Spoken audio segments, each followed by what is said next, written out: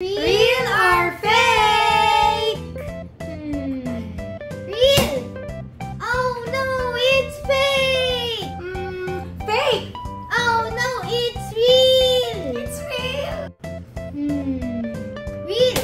Oh no, it's fake. Real.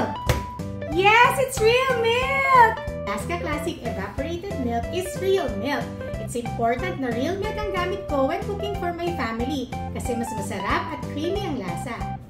Siyempre, kapag real milk, nakakatulong ito sa growth ni Twinkle. Kaya naman for today's ulam, magluluto tayo ng favorite niyang fried chicken with Sustancia Yum Gravy. Simulan na natin! Alam niyo ba na Alaska Evaporated Milk is the only one with real milk?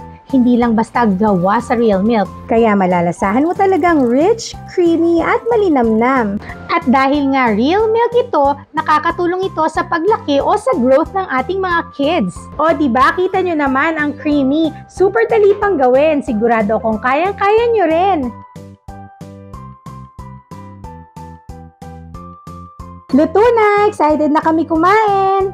Unang dip pa lang sa Sustancia Yum Gravy, kitang-kita na talagang creamy dahil gawa sa real milk.